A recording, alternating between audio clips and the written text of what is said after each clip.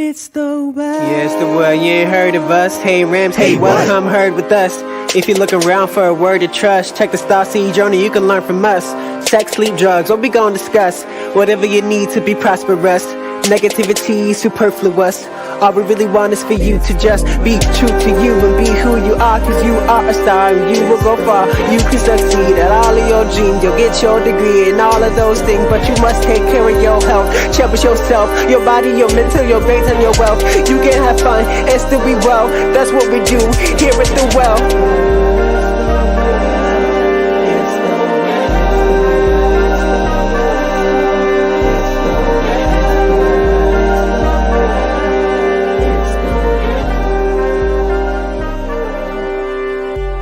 Hey Ramily, welcome back to What the Well, if you've chosen to listen to us before. And for those of you listening for the first time, we're glad you're checking us out today. So my name is Kat Corin. I use the pronouns she, her, hers. And I'm the alcohol and other drug health educator here at the Well. And we've done several podcasts so far. We've done sexual health and sleep. Today we're going to talk about alcohol. So, I'm here with some Pure Health Educators students.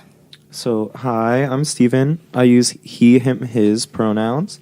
I'm in the alcohol and other drugs group, and I'm a Pure Health Educator. And I'm Madalena. I'm a freshman. I'm in the alcohol and other drugs group with Steven. And my pronouns are she, her, hers. Thanks, y'all. And we also have a guest from VCU Health who does research on the etiology of substance use disorders and psychopathology. Hi, I'm Alexis Edwards, and I use the pronouns she, her, hers. Thanks for having me. Awesome. And what we're going to be talking about today is some of her research and then also some ways students can stay safer if they do choose to drink.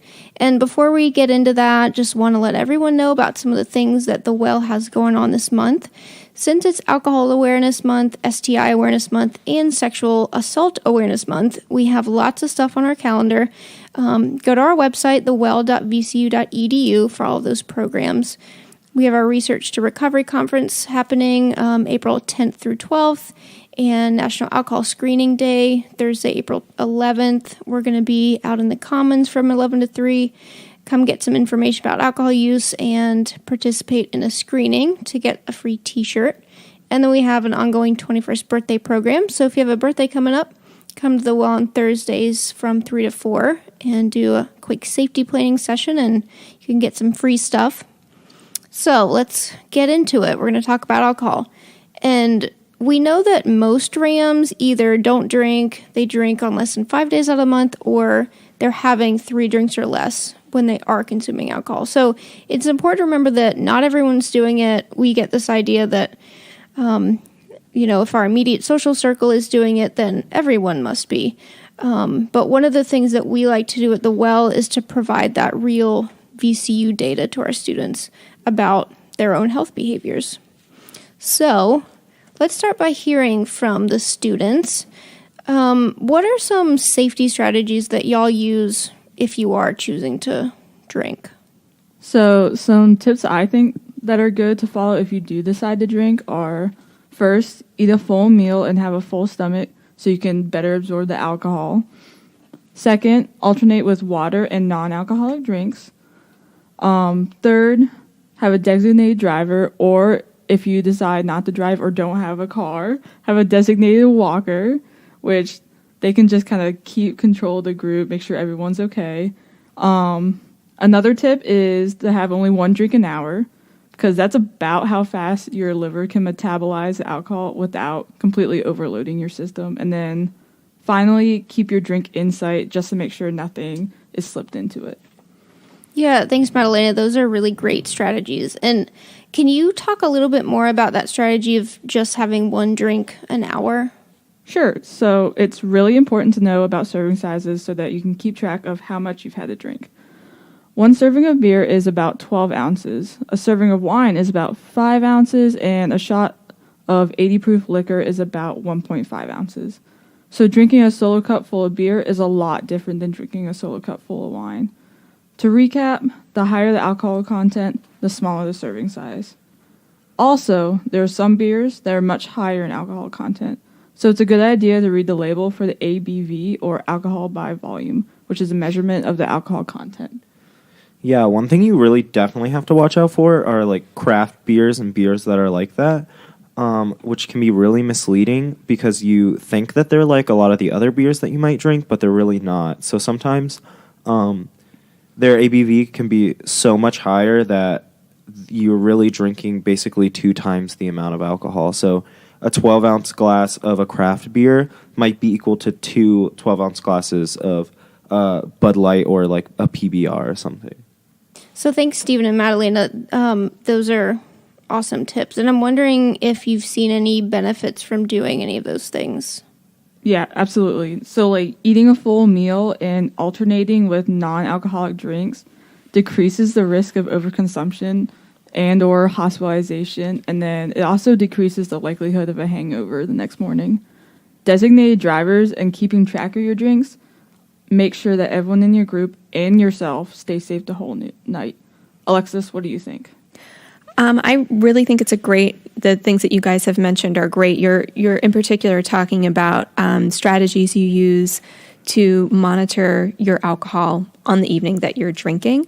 I would also really advocate for college students to be mindful about how they're using alcohol over time. So not just tonight, but over the course of the year. This is a time frame when we know that a lot of unhealthy drinking habits are established, and those can set the stage for later problems later in adulthood. So while we know that heavier alcohol drinking is not uncommon during the typical age range for being in college, we also know that the people who are in college tend to drink more heavily than their peers who aren't at college. And given the wide range of negative consequences of alcohol use, both during college and later, it's really important that if you are choosing to drink, you're establishing a healthy way to do it. I think that's a good way to look at it, too. So establishing a healthy relationship with alcohol is really important. So it sometimes, I think, is easier to know what a not as healthy relationship looks like, but there are some things that we can do to work on having a healthy relationship. And I identify as a person in long-term recovery, so for me, I can't have any relationship with alcohol. We just did not get along. But that's not the case for everyone. So if you can have an understanding of the effects of alcohol, you know how it's impacting you, you're not experiencing any negative effects, and you can kind of easily take a break from it whenever, those are all good signs. And also, if you're using a variety of coping strategies to deal with things like social anxiety, stress, then those are all good things also. Yeah, I really like that you mentioned, stress and social anxiety and stuff like that, because I know I've heard a lot of students that'll talk about, when I go out to parties, I can't, once I get a couple drinks in me is when I'm actually social. Like, I can't talk to anybody until then. Or I've heard people like, oh, I'm so stressed with schoolwork. I have 3 tests this week. I need a shot or something like that. And those can definitely be extremely unhealthy, coping mechanisms for stress and anxiety.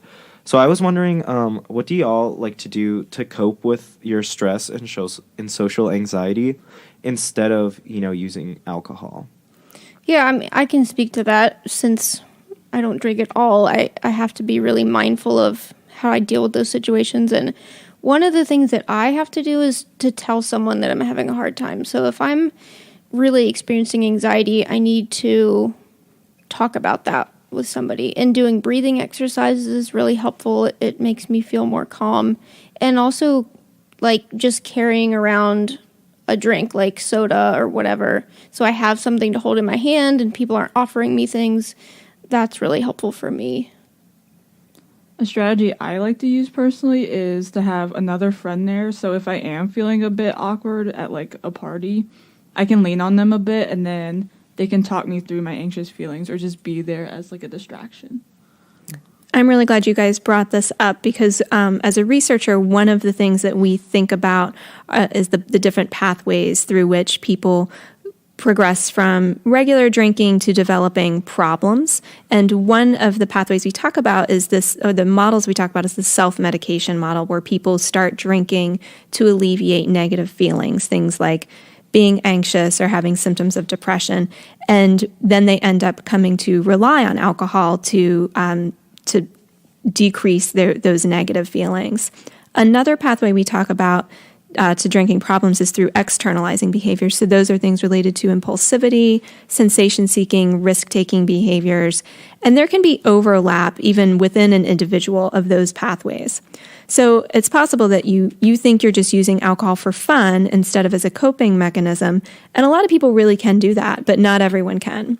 So it's important that you're mindful about whether your drinking is escalating or creating problems for you, no matter what your immediate motives for drinking might be. So I'd like to turn it around to you guys. I have a question for you. As someone who thinks a lot about genes and familial risk for alcohol problems, I was wondering whether you take into consideration your family history when you are making decisions about your drinking behaviors. Yeah, so I can definitely speak on that. I have a very long history in my family of kind of substance abuse. I have a lot of people in my close family. I have some distant family members that kind of struggle with it or are in recovery. And that's definitely something that I take into consideration. I've set specific rules for myself when I came to college of okay, I'm only going to drink on weekends, or I'm only going to drink a certain amount of drinks that night and stuff like that. It's just, for me, it's setting a lot of personal boundaries so, I don't get into the same boat that my family members have. So, Stephen, it sounds like you really are mindful of that family history. Mm-hmm. Are there times where people are pressuring you to drink, and how do you deal with that if it's happening? I haven't, in my experience, really dealt with a lot of external pressure from people. So it's more of an internal thing for me. So it's less of, oh, Stephen, let's go take shots. Let's go get these drinks, whatever. It's more of internally, I'm okay, how am I going to fit in with everybody if I'm not drinking? Am I going to have as much fun if I'm not drinking? Stuff like that. So I would definitely say that that's kind of a thing that I have to deal with. And I've noticed that if I do let myself slip, it does kind of have a little bit of a snowball effect. So, one drink turns into 2, turns into 3 to 4, and then, then it's just downhill from there. And I like to, when I go out, I like to kind of have my friends be accountable, and kind of say, hey guys, tonight I'm not drinking. And a lot of the time my friends, I have pretty good friends, so they'll be like, Stephen, I thought you said you weren't drinking tonight, what's the deal? Or they'll hang out with me when they're to kind of keep me company, so while other people are drinking, so I don't kind of feel left out.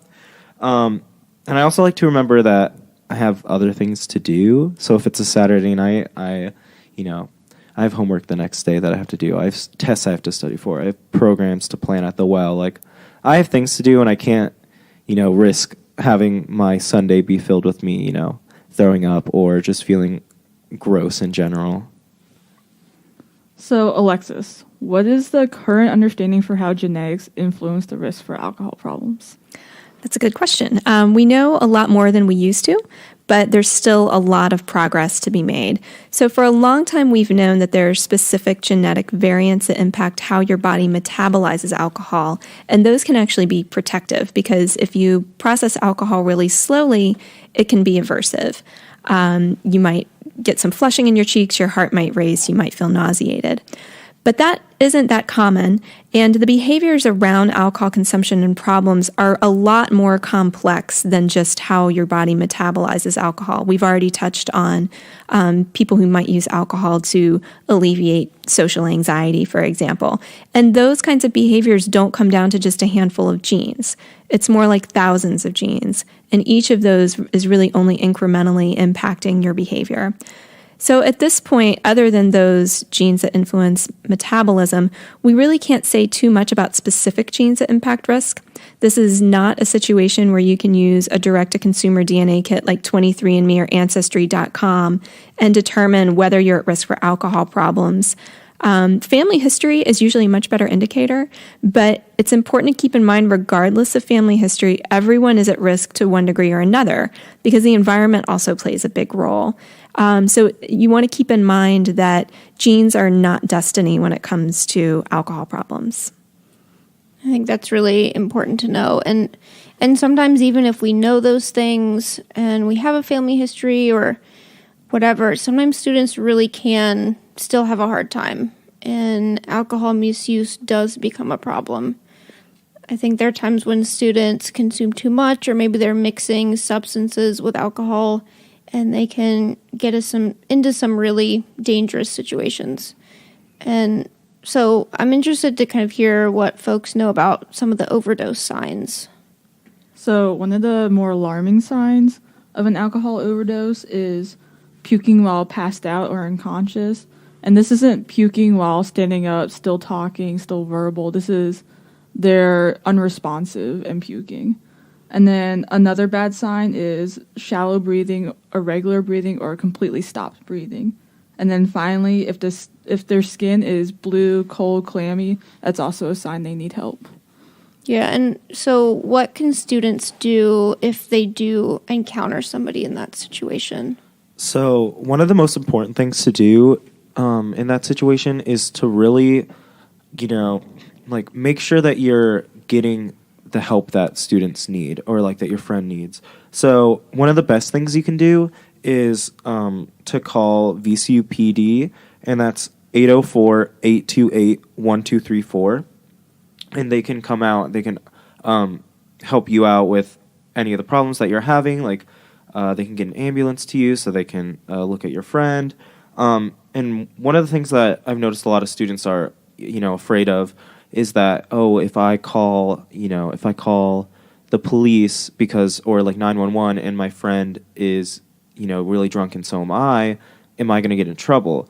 And a lot of the time that's not going to happen, because if you're taking the time to, call and be responsible for your friend, even if you are drunk, that's, the police aren't going to arrest you for that. However, there's a little bit of a caveat, because if you are belligerent or if you're like very, very drunk and acting, crazy or acting a fool, there can be some consequences for that. So another resource you could call is Poison Control, and their number is 800-222-1222. And that number goes straight to MCV, where nurses answer and help you determine whether or not it's a medical emergency. So Kat, what can students do if they're concerned about their alcohol use or a friend's alcohol use? So there's lots of different things that students can do. We have some resources here on campus. So definitely students can come to the well. We can talk to them about their relationship to alcohol or other drugs. We can provide resources around ways to stay safer. The other kind of options are we have a RAMS in Recovery group for students. So that's a group of students that are actively in recovery from substance use disorders. We've got a clubhouse. There are 12-step meetings and other support group meetings at the facility. There's also university counseling services, so students can get appointments for individual counseling if that's something that they need also. So you can contact them and they can get you set up for that. There's also student health services, so if you need medication management, or if you're trying to cut back, say, on your nicotine use, they can help you with some nicotine replacement therapy. So there are some resources on campus that students can access if they need that. Thank you for that, Kat. Those are definitely a lot of really helpful resources that we can use. Yeah, and I just really want to thank Stephen and Madalena and Alexis for talking with all of our listeners today. And hopefully this has helped some students to just be able to reflect on their own alcohol use, and that also knowing there's help and support if you do want to make changes. Thank you for having us. Thank you. Thanks a lot. So again, check out our website to see all the things that we have going on in April. Again, thewell.vcu.edu. Check that calendar out. Lots of great health information on our website. And we hope you check out our upcoming podcasts. So for the month of April, we have Sexual Assault Awareness Month. We're going to talk about cannabis, and we have a recovery podcast as well. So again, thanks for listening to What the Well, and be well. Da, da, da, da, da.